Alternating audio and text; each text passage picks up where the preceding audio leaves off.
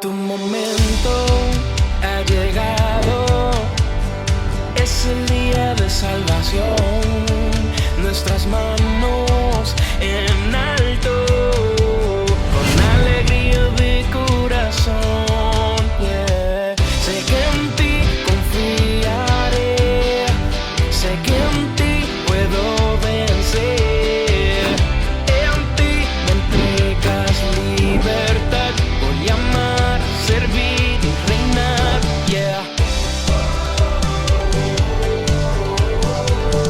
Hoy daré mi alabanza y adoración.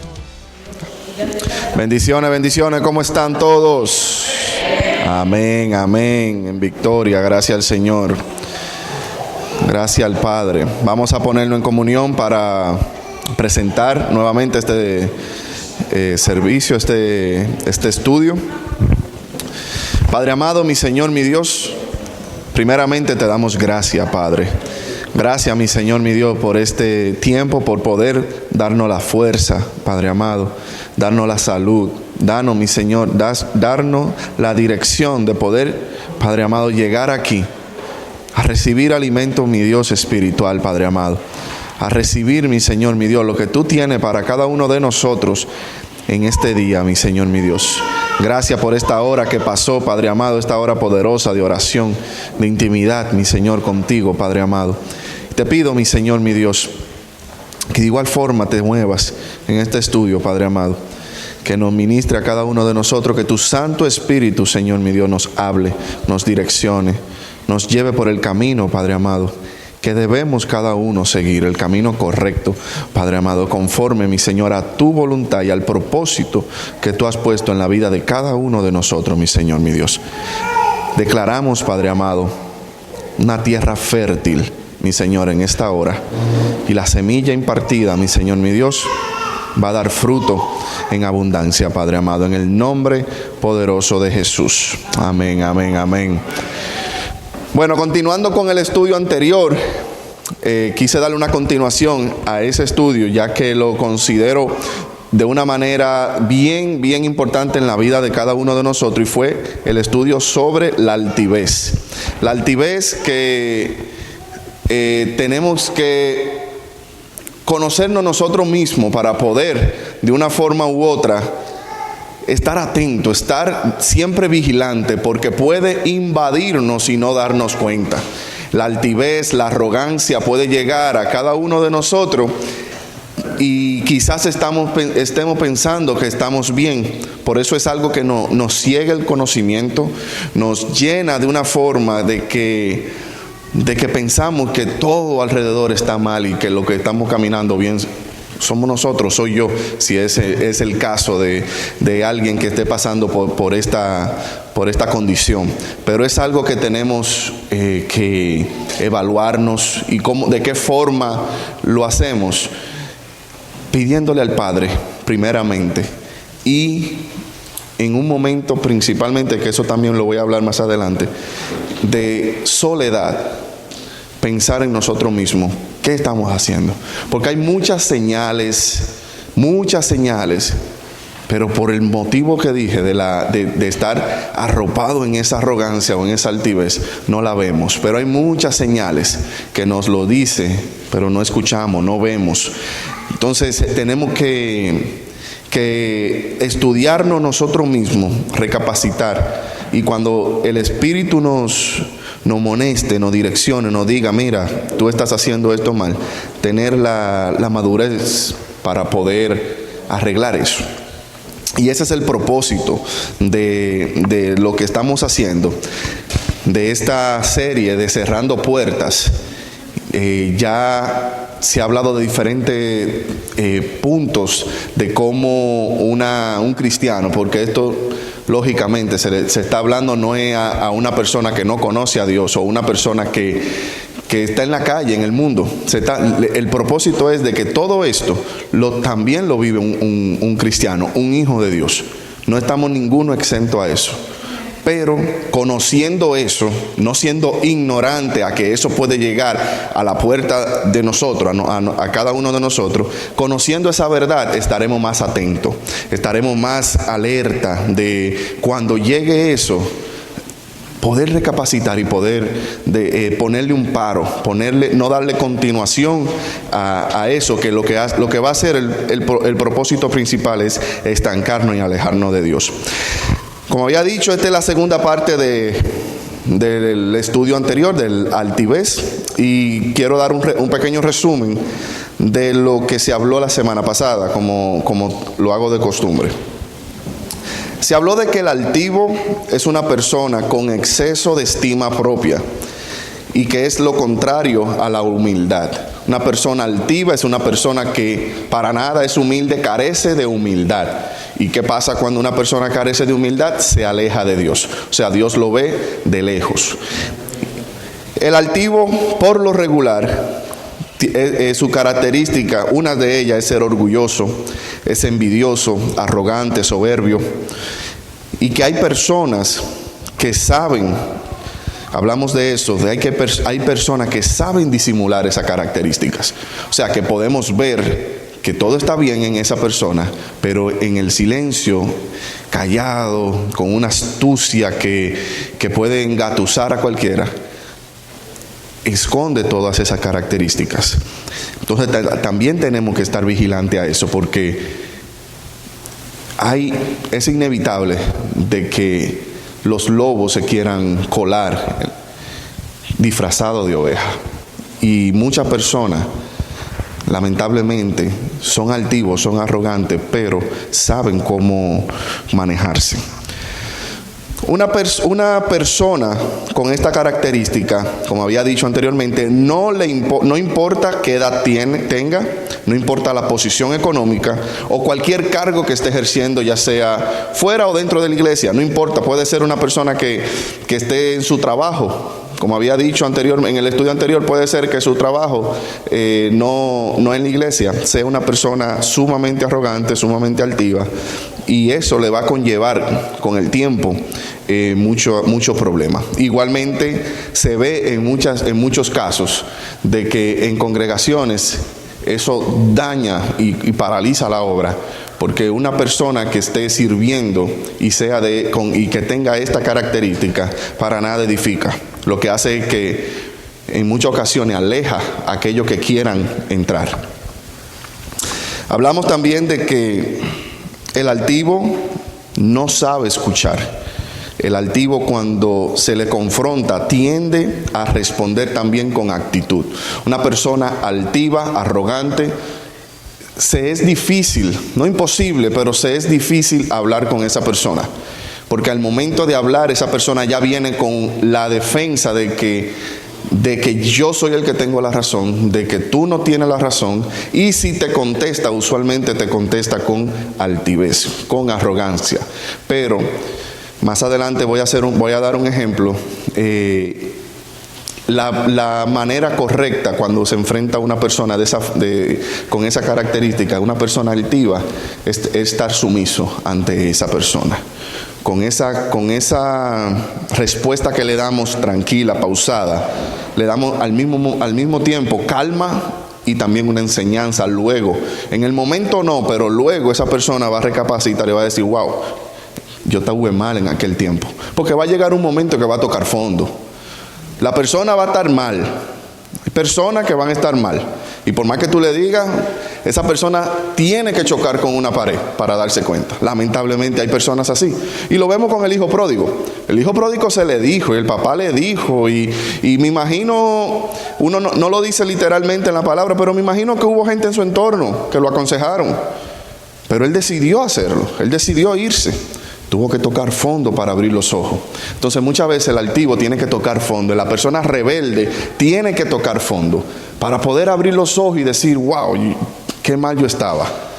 Entonces cuando llega esa corrección, entonces viene el Espíritu Santo viene a darle memoria y decir, ¿tú te acuerdas que lo que te dijeron?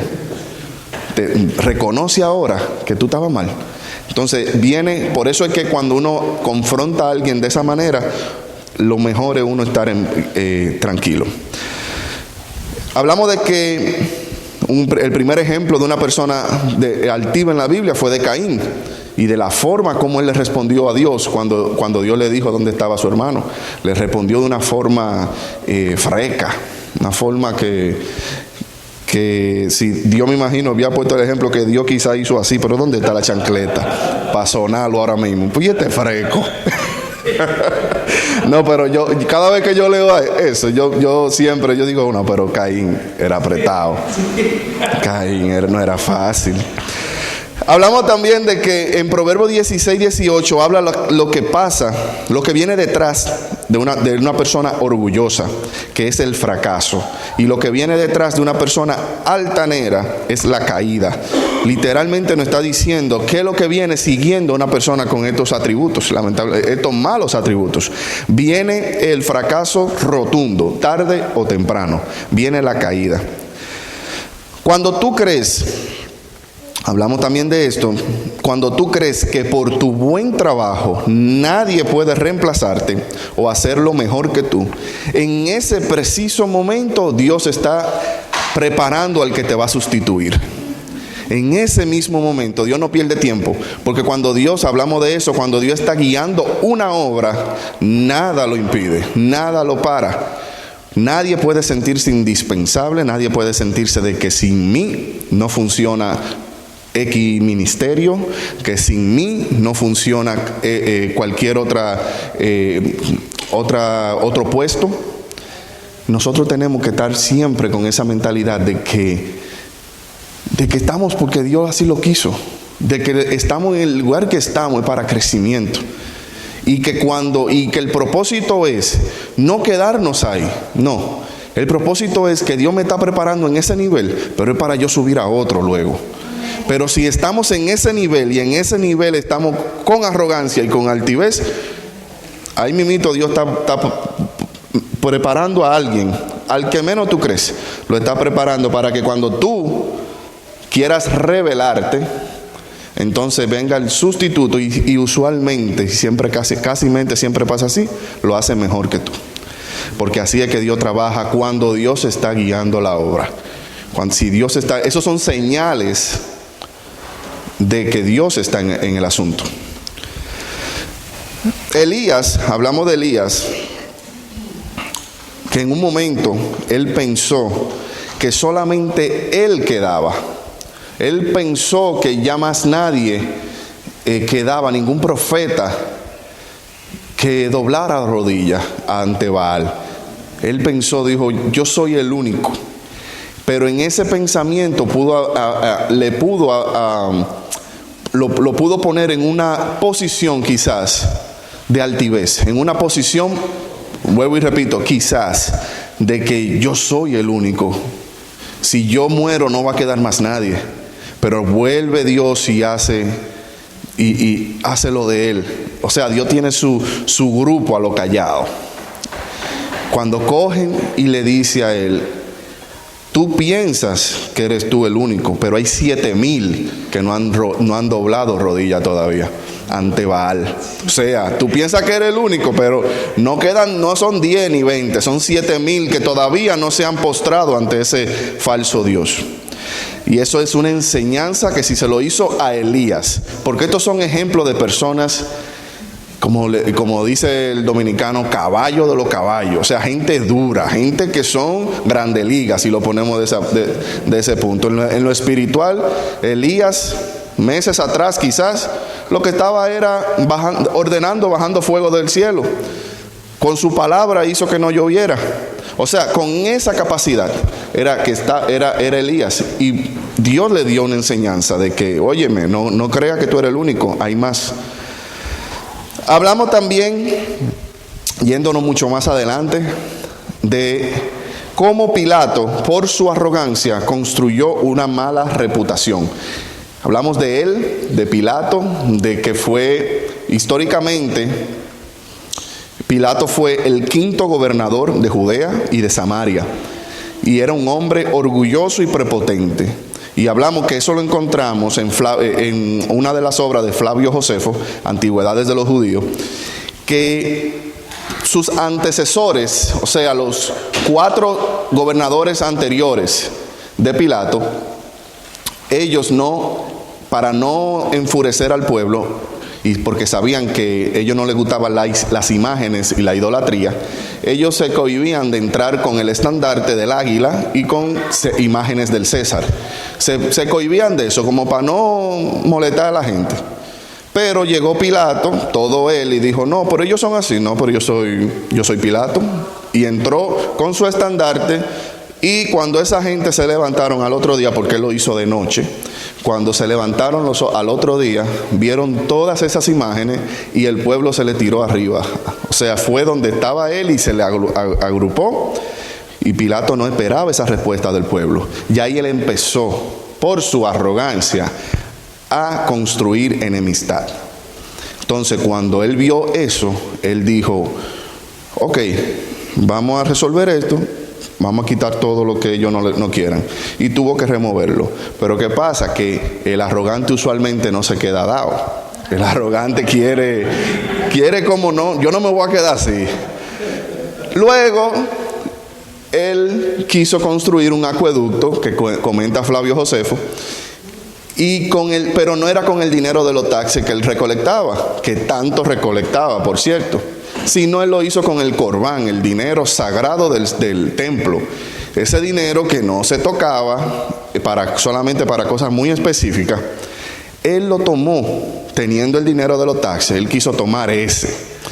Hizo que nuevamente el pueblo se enfureciera, pero ya él iba preparado. En el tumulto él tenía guardias cubiertos, y a su señal se descubrieron y mataron a muchos, hirieron a otros.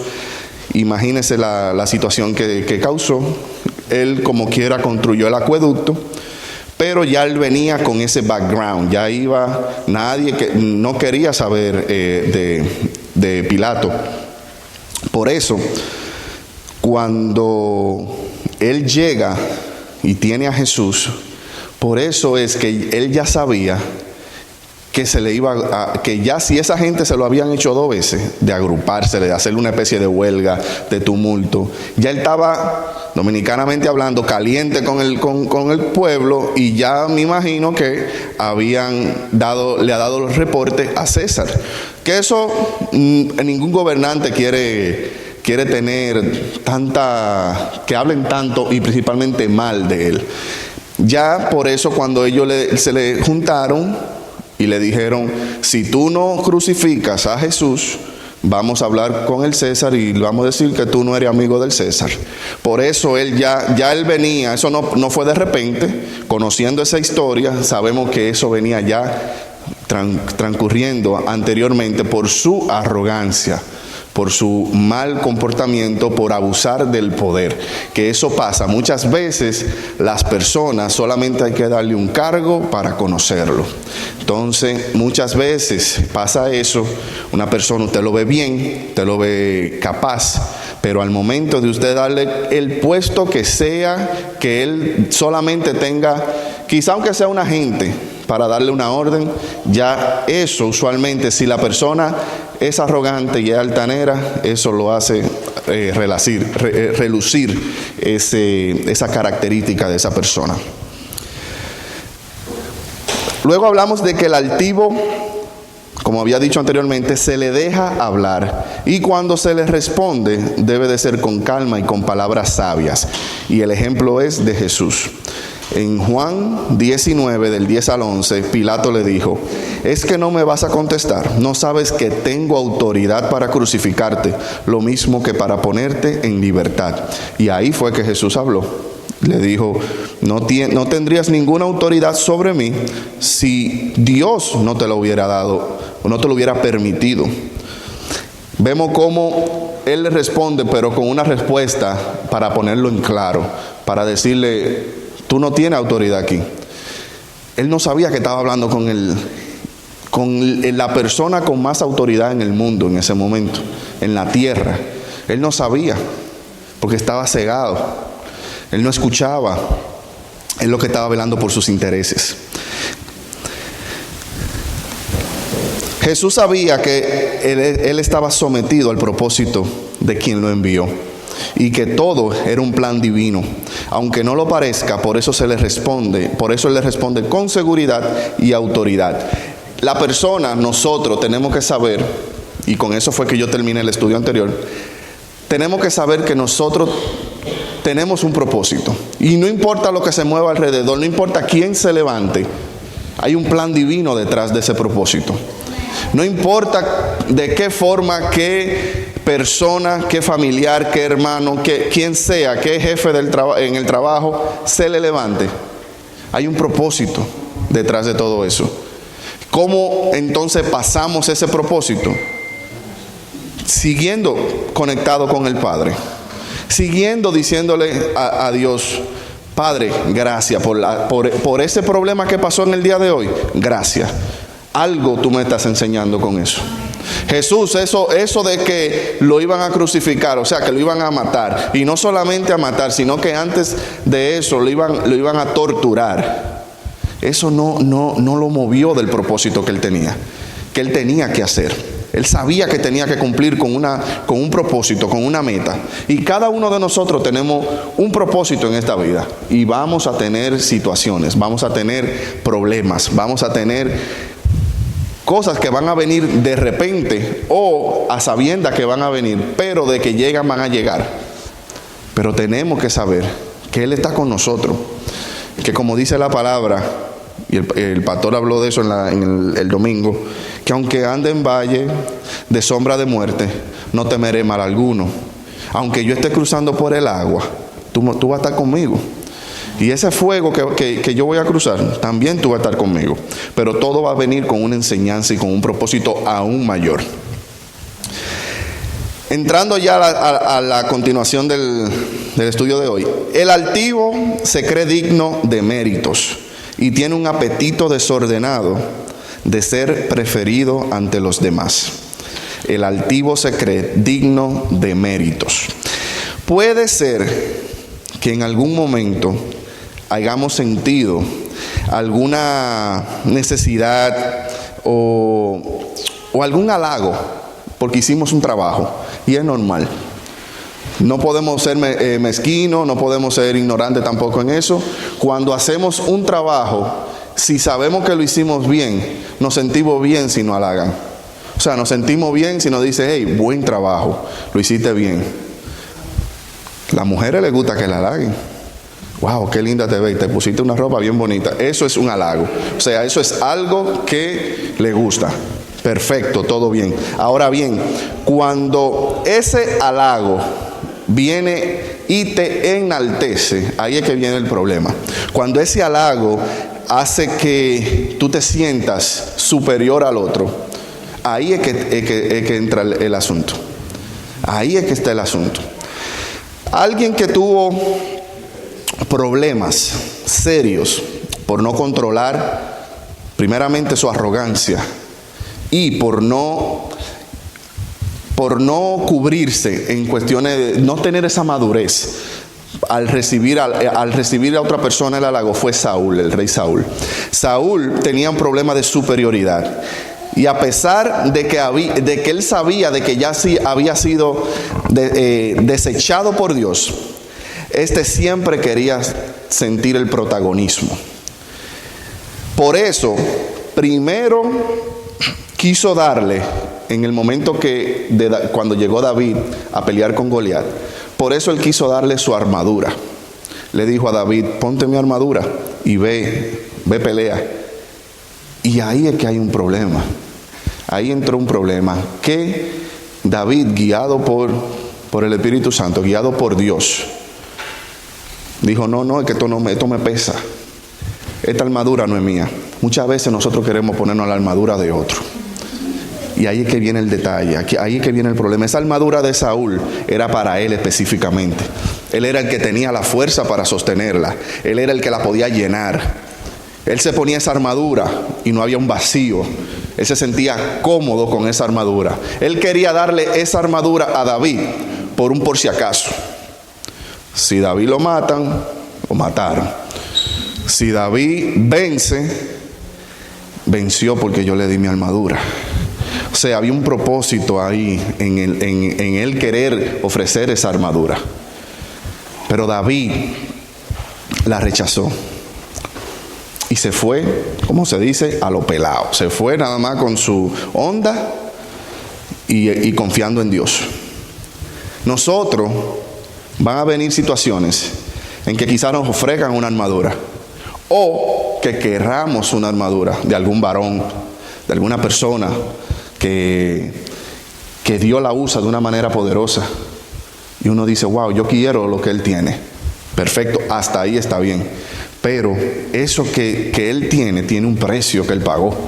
Y eso que él tiene o ella tiene, Dios lo ha permitido porque ha sabido manejarlo o porque ha sabido llenar esa armadura. Pero quizás tú no estás todavía capaz para hacerlo. El tiempo quizás no ha llegado. David, recuerden, era un joven.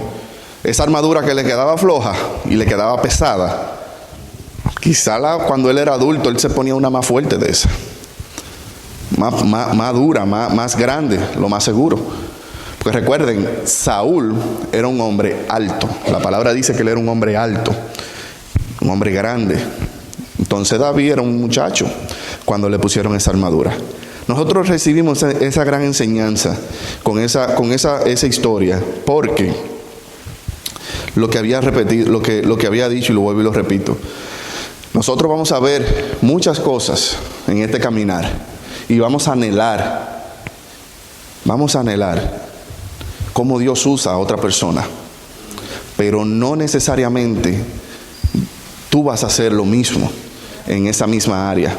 Recuerden, hay dones, pero no todos portamos los mismos dones. Hay algo que yo aprendí, gracias a Dios, y lo aprendí a tiempo, porque era algo que me estaba preocupando en mi ignorancia cuando empecé el camino del Señor. Y me preocupaba porque escuchaba a otros también decir eso. Y era con por ejemplo, el don de hablar en lenguas.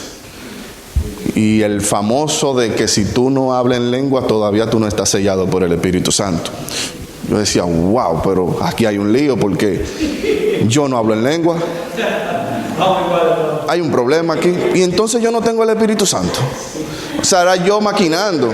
Yo mismo decía, wow, pero ¿y qué pasó? Y yo decía a Dios, yo quiero hablar en lengua. Quiero hablar en lengua. Y quiero hablar. Y en el primer retiro, me acuerdo, yo decía, Padre, el propósito que yo salga de aquí hablando en lengua, en fuego.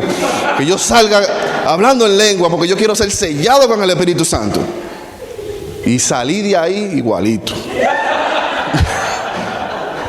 Igual, nada. Así mismo, salí igualito. Pero yo no paré ahí. Yo seguía, yo hasta lloraba. En los martes, habían ocasiones al principio, cuando estábamos en oración, que antes era las 2 horas de oración. Y yo lloraba, y a veces lloraba, no era más por un enojo. Pues yo decía, ¿pero qué es lo que me falta a mí? Porque yo quiero hablar en lengua. Y escuchando entonces a otra persona, hasta que no se hable en lengua, no va a ser bautizado con el Espíritu Santo. No va a ser sellado. Y si tú no sabes hablar en lengua, ponte a balbucear, que eso, tú tienes que darle práctica a eso. Yo decía, pero es que no, yo entre mí, yo decía, pero es que no, es que eso no funciona así. Y yo, ¿cómo yo me voy a poner a inventar? Y usted sabe que yo una vez lo hice. Me puse, pero en mi casa, no fue en público. Y me pongo yo, pero si duré 5 segundos fue mucho. Yo sentí esa vergüenza. Yo decía, ay, no, así no. Que sea lo que Dios quiera. Cuando tú quieras, ahí empecé a soltar eso. Y cuando tú quieras, yo no me voy a agobiar por eso, tú sabrás. Pues yo era algo entre Dios y yo. Yo decía, no, yo no me voy a poner a inventar y que estaba copiando lengua de otro. Eso sí va a salir, tiene que ser genuino. ¿Qué pasa? Que luego me puse yo a leer la palabra y a leerla de una forma retenida, una forma pausada. Y Pablo habla de que a algunos le dieron dones. Algunos don de lengua, otro de interpretar lengua, y otro de otra forma, y otro de otra. pero todo en Cristo. O sea, todo, y somos un cuerpo en Cristo. Uno es un meñique, otro es un ojo, y así. Yo decía, no, pero estamos bien. Era que yo estaba equivocado.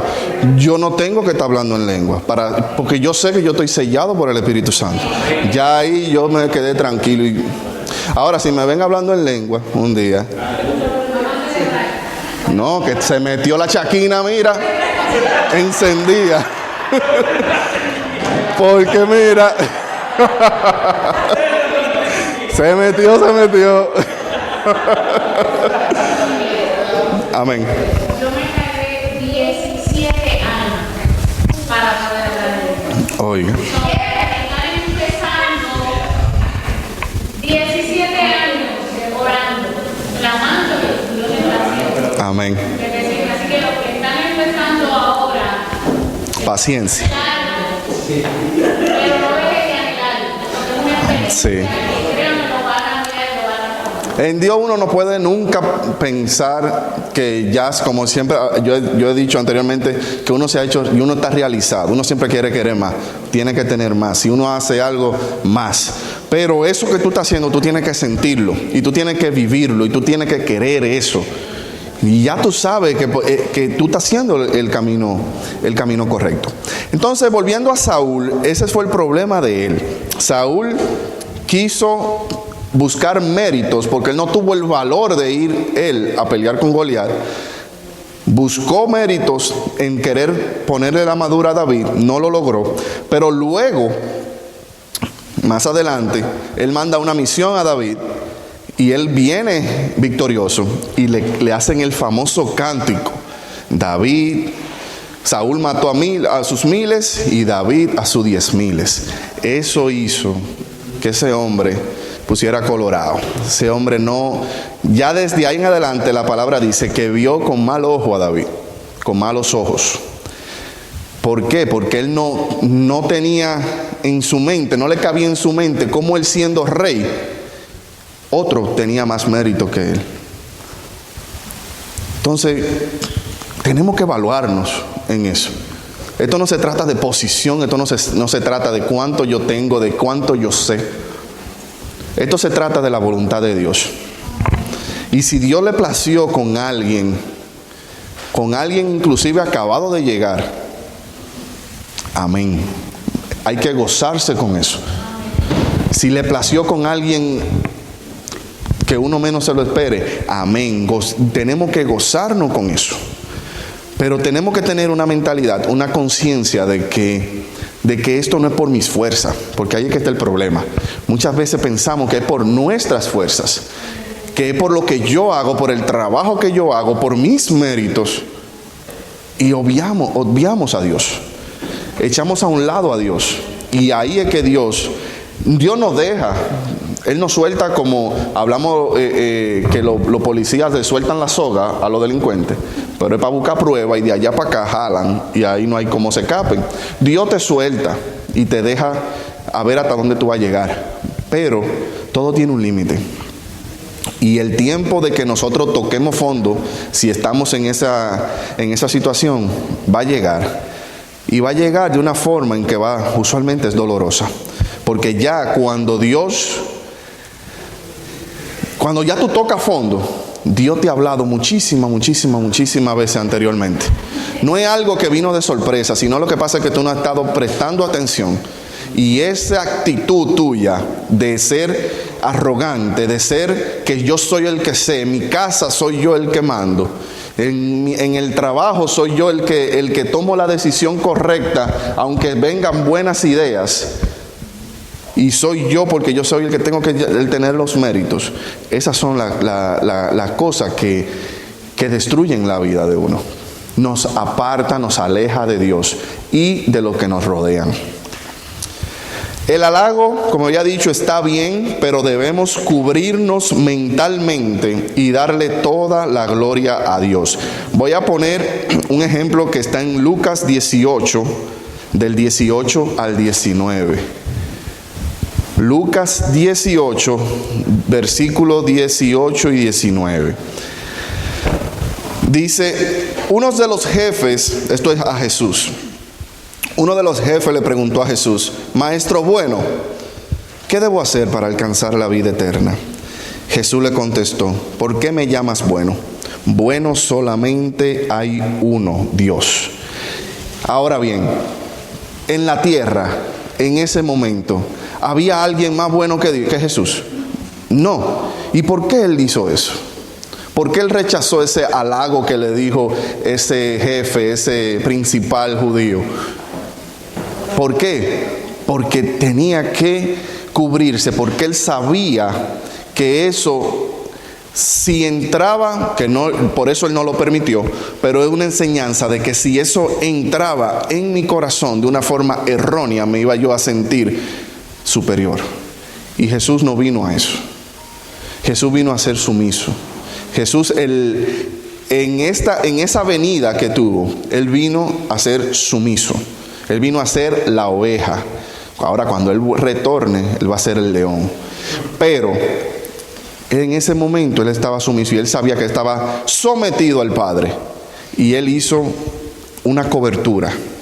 Él se cubrió de cualquier enaltecimiento que pudiera haber llegado en él. Recuerden, nosotros vemos a Jesús, y puede chocar esto, lo que voy a decir, lo vemos como que estuvo a la tierra como un Dios. Pero Jesús padeció. Jesús tenía necesidades. Jesús estuvo aquí de carne y hueso. Jesús tenía emociones. Él tenía todo eso. Yo lo veo a él de una forma humana y le veo más grandeza de lo que me han pintado a Jesús anteriormente. Porque yo antes decía, siendo muchacho, yo decía, wow, pero no hay ventaja, porque si él vino como Dios, él la tenía ganada, porque es de Dios. Pero no, cuando él llegó aquí, él estaba sometido a este plano terrenal, a esta dimensión, a este tiempo. Él estaba en un tiempo y un espacio y era algo limitado, porque él sabía que él venía, él murió a una edad muy joven, y él sabía que tenía que hacer lo que tenía que hacer rápido. Por eso él no quería distracción alguna. Él vino a hacer su trabajo. En Lucas 11, 27, versículo 28, encontramos otra manera de cómo halagaron a Jesús y cómo él se cubrió nuevamente de ese halago. Ojo, nuevamente, el halago no es mal. El asunto es cómo nosotros lo recibimos y cómo eso hace que se direccione mal en nosotros, dentro de nosotros. Dice en el 27, mientras él decía estas cosas, una mujer de entre la multitud levantó la voz y le dijo: bienaventurado el vientre que te trajo y los senos que mamaste. En el 28 dice, y él dijo: antes, bienaventurados los que oyen la palabra de Dios y la guardan. Vemos como ahí él vuelve y se cubre. Él no solamente, esa señora no estaba solamente enalteciendo a Jesús, sino a su madre, a María. O sea, qué distinción es tu mamá, que te tuvo 9 meses en tu vientre, que te amamantó, que te alimentó, que te dio calor, que te enseñó, que te instruyó por el camino. Y él viene y nuevamente y tumba ese halago. Si lo leemos rápido, inclusive podemos decir que Jesús era como medio aburrido, como un hombre como Dios mío, pero ¿y este hombre? Uno no puede decirle nada, él se ofende, este hombre sí es ñoño. Pero no, él sabía en lo espiritual, lo que nosotros no vemos en lo espiritual, él sabía cómo pudiera eso, el enemigo disfrazarse por ahí, porque el enemigo se disfraza. El enemigo, tú crees que viene algo bien, algo bueno para ti, y puede ser algo que lo que te viene es a distraer. Y eso es lo que él no quería, distracción. Y aquí es que quiero llegar. Consejo, y lo puse así mismo, consejo a la iglesia. El adversario trata de todas maneras de desenfocarnos para que no sigamos nuestra misión. Mientras, y esto es algo que se ha dicho, te lo repito. Sí. Escribe rápido. El adversario trata de todas maneras de desenfocarnos para que no sigamos nuestra misión. Mientras estamos en el servicio, ya sea los domingos, ya sea los martes, tenemos que tratar de tener una mente conectada a lo que se está hablando, una mente conectada a lo que yo vine, porque si yo llegué aquí fue para recibir palabras, conectarme con Dios. Para eso fue que yo llegué aquí, porque si yo vine aquí con una mentalidad de matar tiempo, ya es otra cosa. Pero si yo llegué aquí, y sé que todos aquí llegamos con una mentalidad de recibir un alimento espiritual, que nada nos distraiga. El enemigo busca distracción. Y ojo, puede ser que una persona sea usada de una forma, o algo sea usada como distracción, pero no quiere decir que está poseído ni nada por el estilo, sino que ese fue el canal que el enemigo está tratando de usar para que uno se desconecte de lo que se está hablando.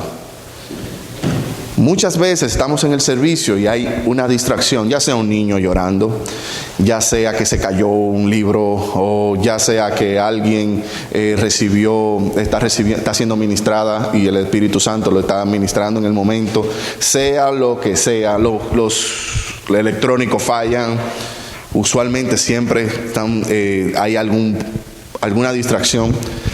Nada nos puede distraer.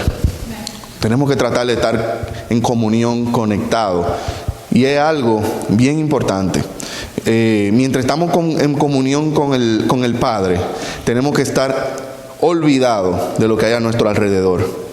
Cualquier ruido que haya en nuestra mente, tenemos que tratar de estar en silencio, estar conectados con Él.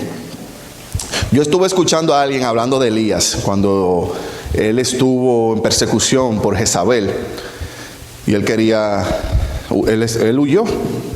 Él cayó en depresión, cayó en todo. Ese hombre era que lo que quería era morirse. Pero mientras escuchaba a esta persona hablando sobre Elías, y cuando estaba en la cueva, de Oreb, hablaba de que hubo un viento. Muchas veces se ha leído y se ha predicado de eso, que hubo un viento, pero Dios no estaba en el viento. Un terremoto y Dios no estaba en el terremoto. Un fuego, pero Dios tampoco estaba ahí. Pero entonces vino un viento, un silbo apacible y delicado. A mí me viene a la mente, cuando yo leía eso, que Elías lo estaba viviendo literalmente. O sea, él estaba viendo el terremoto, sintiendo el terremoto, viendo el fuego, viendo los vientos, cómo despedazaban los árboles. Puede ser que lo haya hecho así, puede ser que sea de esa forma, literal, que él lo estuviera viviendo. Pero al mismo tiempo, me puse a pensar que esos vientos, esos terremotos, eran problemas que él tenía en su mente. O sea, todo estaba aquí, en su mente. Lo conecté inclusive cuando Jesús está dando la parábola de aquel que está edificando sobre la roca y la arena, que venían vientos, tempestades, todos son problemas. Lo dice de esa forma, pero es problema. Y él venía huyendo de problemas. Ese hombre estaba estresado, lo que quería morirse. Esos terremotos eran algo que quizás lo estaba atormentando. Ese viento, esa tempestad, eso que arrancaba los árboles de raíz, como lo describe, era algo que puede ser que no lo haya dejado conectar con el Padre. Y ese fuego, yo lo vi de una forma, ojo, esto lo estoy interpretando yo, no es algo que alguien lo encontremos en la palabra. Una interpretación mía, el fuego puede ser ese clamor, esa oración ruidosa, esa oración de tipo pentecostal. Fuego, candela y chipa. Fuego a la lata, esa oración fuerte. Pero Dios no estaba ahí. ¿Y dónde llegó Dios? En la paz, en el silencio. O sea, yo me puse a pensar, y yo, wow, ¿cómo Dios le habló a él en el silencio? Y eso nosotros tenemos que también aprender a después de una oración que está buena, una oración audible, una oración de declaración, perfecto, bien. Pero después de esa oración hay que sacar un tiempo de silencio total. Un tiempo de poder pensar, de poder ni siquiera pensar. Un tiempo de callar ese ruido mental, ese problema que quizás estamos pensando que va a llegar mañana, o ese problema que ya pasó pero que todavía está en nosotros, en mí. Saberse callar esa mente y entregarnos a Él, porque en el silencio Él se mueve. Aquí Elías nos está diciendo eso. O sea, en el viento apacible, en ese silbido callado, en silencio, en paz. Y es necesario tener ese tiempo, por lo menos media hora, una hora, sacar al día si es posible. Hoy yo me disfruté un tiempecito que tuve solo. Yo dije, wow, pero es raro que estos muchachos no estén voceando y peleando. Y yo me sentía así, como con esa paz, esa tranquilidad. Y se siente una diferencia grandísima. Tenemos que tener esa costumbre de sacar un tiempo a sola con Él, pero solo en silencio, sin pedirle nada, sin abrir la boca. Dejar que sea Él que nos hable a nosotros. Hablando también, voy a poner otro tipo de ejemplo, cómo el maestro, evitando que se encontraran con personas arrogantes y altivas, enseñó que eso puede bajarte la fe. O sea, el tú tener una misión y encontrarte con alguien de esa categoría, te puede bajar, te puede poner a un nivel que tú no saliste de esa forma. Y vemos el ejemplo en Lucas 10, del 3 al 4. Lucas 10, versículo 3 al 4. Cuando Jesús envía a los 70 en dos. Dice la palabra: vayan ustedes, miren que los envío como corderos en medio de lobos. No lleven dinero, ni provisiones, ni sandalias. Y aquí viene el asunto. Y no se detengan a saludar a nadie en el camino. O sea, aquí tú también puedes volver y decir a Jesús: wow, pero el hombre no quiere ni que salude. Que hombre más enredado este. Pero habían dos cosas. Primeramente, el judío y el hispano no se llevan mucho en eso. Esa gente hablan y le encantan discutir. Pero, o sea, una discusión de quién tiene la razón, o algo, lo que sea. Esa gente hasta el día de hoy son así. Esa gente le encanta discutir, de tener una discusión sana, pero discutir. Y el maestro lo que le estaba diciendo: yo le estoy mandando una misión, no se me paren con nadie porque ustedes hablan demasiado. Ustedes hablan demasiado y yo quiero que ustedes vayan y regresen a tiempo. Yo no estoy aquí para perder tiempo, vayan. Y él lo hacía de esa forma. Ahora bien, la segunda razón en lo espiritual era porque ellos salieron con una misión. Y ellos salieron: el maestro me mandó a que hiciera eso. Y el maestro me dijo, y yo sé que porque el maestro me dijo, eso va a pasar. Y ese milagro va a llegar. Y qué ansia tengo yo de llegar a esa persona, a ese pueblo, y sanar y hablar del reino, porque el maestro me mandó. Pero ¿qué pasa? Que en el camino encuentro 2 o 3 gente, me pongo a hablar. Un Gary. Pero de lo malo, no del bueno. Y dime, ¿qué tú haces por aquí? Oh, el maestro me mandó a hacer un milagro allí. Un milagro, tú. Tú, un milagro. ¿Y quién fue que te mandó? Jesús. ¿Quién? ¿El Galileo? Mira, muchacho, pero de ahí no hay nadie bueno. ¿Con qué ánimo ya de ahí para adelante tú vas? No hay ánimo. Por eso tenemos que tener cuidado. Cualquier cosa que nosotros hagamos, cualquier proyecto, algo que querramos hacer, solamente confíeselo. Si usted quiere recibir algún consejo de alguien, de algún paso que usted vaya a dar o alguna duda, confíeselo a alguien que usted esté seguro de que lo ama. Una persona que usted esté seguro 100% de que lo ama. Pero usted salir y comenzar a contar sus planes, que me voy a comprar una casa, que voy a buscar un trabajo en tal sitio. Yo conozco una persona que fue a buscar trabajo en un sitio, y cuando se lo dijo a 2 amigas que andaba con ella dijo: pero nosotros estamos buscando trabajo también. Pues vamos, que ellas están cogiendo. La cogieron a ellas 2 y a ella la dejaron. Esto no es relajo. Y eso no es desde ahora, eso viene desde atrás. Vemos como el maestro le dijo, óyeme, vayan pero no me hablen con nadie. Ahora vamos con otra historia similar, pero vemos cómo, no lo dice bíblicamente, pero podemos percibir de qué pasó de esa forma, cómo quizá falló ese discípulo. Y eso está en Segunda de Reyes 4, versículo 29. Segunda de Reyes 4, versículo 29. Dice, Eliseo envía a Giesi. Entonces le dijo a Giesi, ciñe tus lomos y toma mi báculo en tu mano y ve. Si alguno te encontrare, este fue más fuerte todavía. Si alguno te encontrare, no lo salude. Y si te saludan, no le responda. Y pondrás mi báculo sobre el rostro del niño. O sea, ese niño había muerto. Tenía horas de muerto, él lo mandó con esa misión. Ve con mi báculo, ponlo encima del rostro, él va a revivir, todo va a salir bien. No me hable con nadie, ni me le salude, ni si te saludan, sigue por ahí. Al parecer, y eso es al parecer, ¿por qué? Porque Giesi en el versículo siguiente, en el capítulo siguiente, encontramos que por su desobediencia, por ser mentiroso, le cayó una lepra.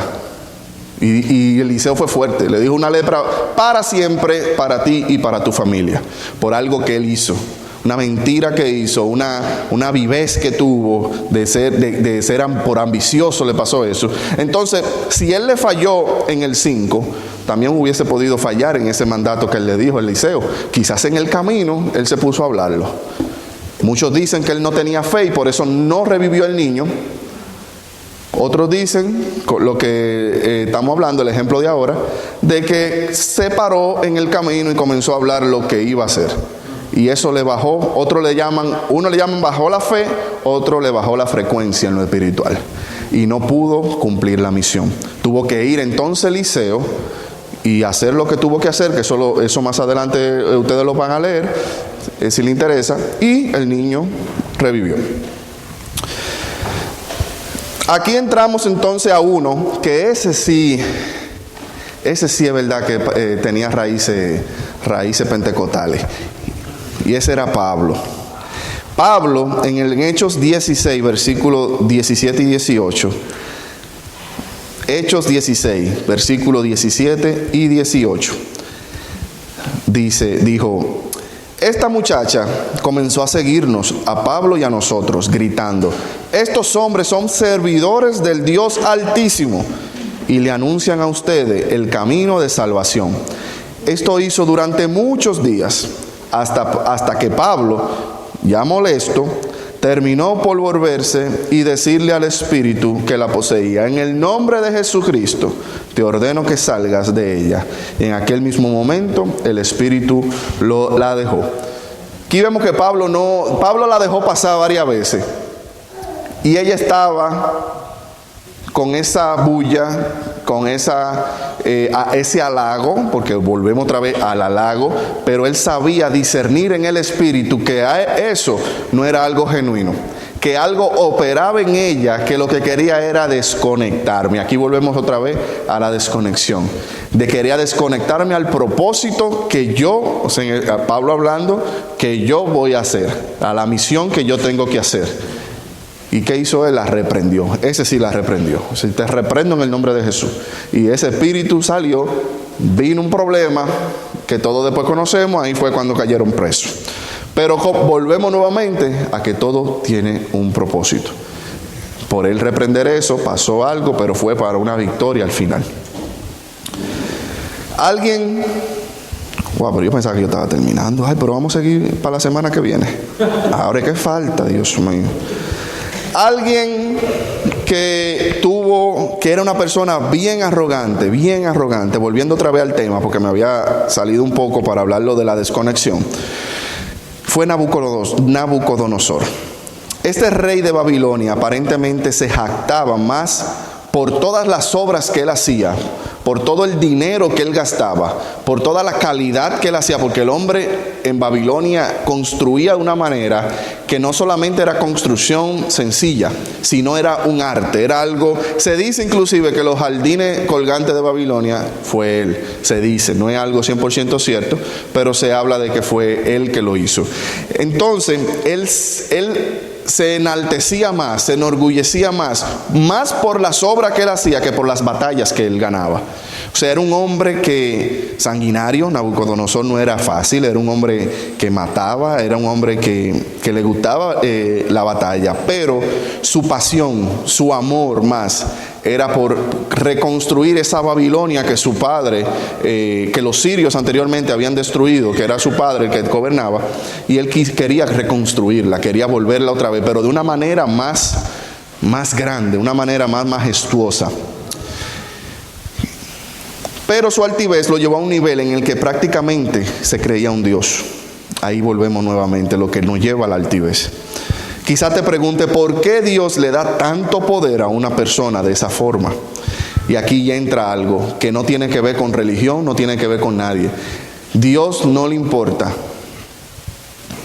de qué forma, a quién Él le va a dar algo, por ejemplo, en el poder, si esa persona sabe administrarlo. Él lo que no le va a dar poder a alguien, ni siquiera a un cristiano, que lo vaya a desperdiciar. Aquí no entra religión alguna. Aquí no entra que porque yo, que soy cristiano, y Nabucodonosor, que un hijo del diablo, y tiene tanto poder y tanto dinero, ¿y por qué Dios hace eso? Porque Él sabe administrar y hay un propósito mayor en eso que yo le estoy dando a Él.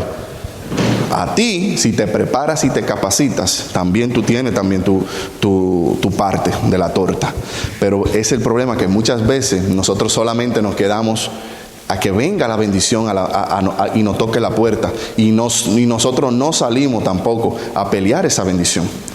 Muchas veces nos quedamos, y eso lamentablemente pasa, y hay que decirlo. Muchas veces los cristianos, el tener una mentalidad de que si Dios... que Dios lo puede todo, también Él puede venir y tocar la puerta, una bendición de esa forma. Pero no necesariamente así. Tú tienes que también poner tu parte. Esto es un 50-50. Dios está dispuesto a lo que sea, pero tú tienes que dar tu parte. Si tú no das el paso, Dios lamentablemente no va a poder dar el otro. Por eso vemos personas que no creen en Dios siendo multimillonarios, o sea, actualmente, pero en su forma hacen un aporte grande a la humanidad.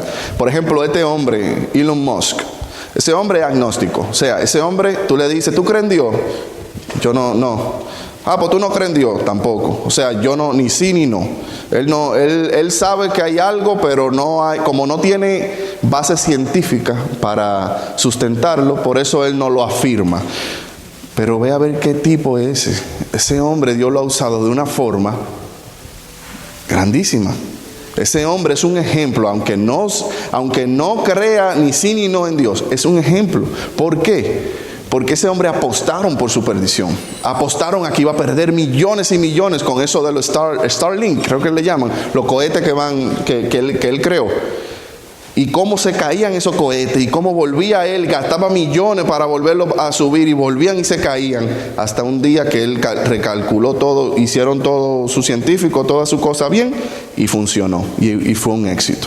O sea, es un ejemplo de que no nos debemos rendir ante cualquier circunstancia. Si fallamos una, volvamos a pararnos y vamos a volver otra vez. Y si volvemos y fallamos, volvemos. Ese hombre gastó millones y millones de dólares. No fueron $100, $1,000, no, millones. Y siguió hacia adelante. Y sigue, lo del carro de Tesla, eso es de él. Los cosas del internet en el espacio, los satélites, eso es a cada rato que uno ve la línea de luces en el cielo. Y todo eso es él. Y eso es un aporte que él hace a la humanidad. Ahora bien, ¿un cristiano lo puede hacer? Claro que sí. Pero el que se preparó fue él. Y el que peleó la batalla fue él. Aunque no crea en Dios, pero fue él que peleó la batalla. Fue él que se preparó. Fue él que estudió. Pero nosotros, hijos de Dios, podemos ser así. Podemos tener eso y más, porque estamos cubiertos por el Padre. pero tenemos nosotros mismos que prepararnos. Terminando con Nabucodonosor, ¿qué pasó con él? Dice en Daniel 4, del 30 al 32.